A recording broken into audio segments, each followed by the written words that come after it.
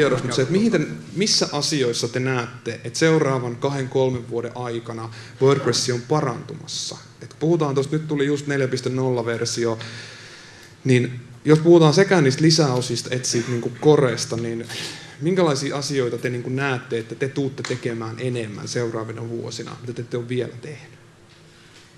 Kuka haluaa aloittaa? Ihan lähdetäänkö? No mä voin mainita sen rajapinnan, joka tämän REST-API-rajapinnan. Siis WordPressissä on itsessään vaikka mitä rajapintoja tällä hetkellä, mutta se vaan käytännössä mahdollistaa sen standardimman tavan kytkeytyä WordPressiin. Ja, koska se on tulossa toivottavasti seuraavassa versiossa, sitä ei vielä taata, mutta joka tapauksessa minusta se tulee laajentamaan WordPressin käyttömahdollisuuksia huomattavasti.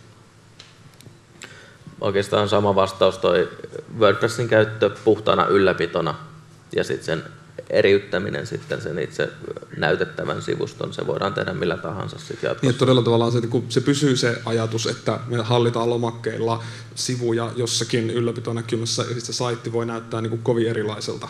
Niin, se voi näyttää, että myöskin päästään ikään kuin esimerkiksi suorituskykypullonkauloista eroon, jolloin meillä on niin kuin WordPressin taustalla on MySQL-kanta, mutta me voidaan ihan hyvin sitten, esimerkiksi jos me halutaan lähteä niin kuin oikeasti rankalla kädellä tekemään, niin me voidaan ottaa siihen Postgres-kanta, joka on paljon nopeampi. Saadaan se, niin se keulatoimima on paljon nopeampi niin, sitten. Eli sitten okay. Puhtaan ylläpitotyökaluna, sitä mä kyllä odotan itse, että päästään siihen. Alright, Ville?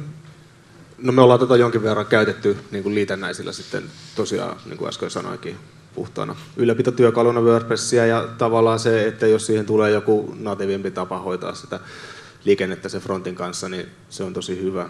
Se, mitä itse odottaisi ehkä niin kuin kehittäjänä, että siihen tulisi ehkä vähän fiksumpi tämmöinen kehitysrajapinta tyyliin, niin kuin enemmän objektipohjainen järjestelmä, millä sitten pystyy hieman varmemmin tekemään kehitystä, että ei se nytkään tietenkään ihan mahdotonta ole, mutta esimerkiksi verrattuna noihin isompiin julkkareihin, niin on hieman niin kuin sellainen kevyemmin toteutettu. Ja yksi sitten, mitä mielenkiinnolla katselee, on nyt nämä koko ajan lisääntyvien näiden tällaisten Visual Composer-tyyppisten laajennusten määrää, että sä pystyt tyyliin drägäilemään siellä frontin puolella palikoita paikalleen. Ja ylläpidosta tulisi vähän niin kuin enemmän semmoinen what you see is what you get -tyyppinen. Niin, etenkin tällaisissa niin kuin yksittäisissä sivuissa, sellaisissa, niin kuin missä taitetaan sivua sen sijaan, että syötetään jotain sisältömassaa johonkin tiettyihin. Alright. Niki? No, eikö kiva, kun meillä on kaikilla samat vastaukset?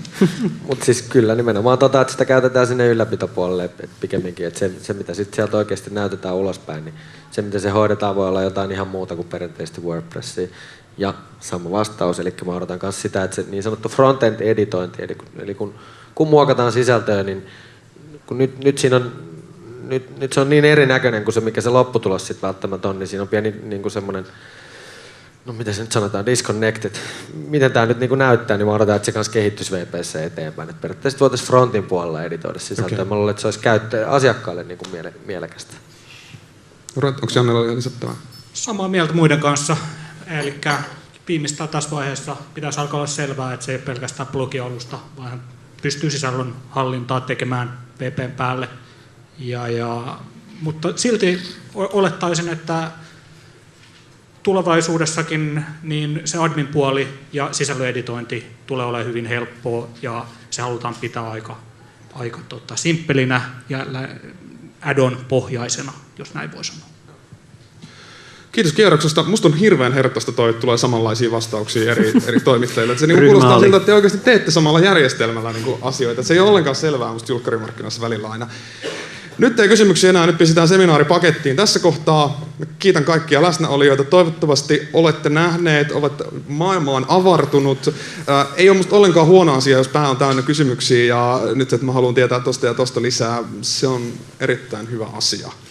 Nämä herrat jää tähän, saa tulla hihasta repimään. Isot kiitokset kaikille. Kiitos.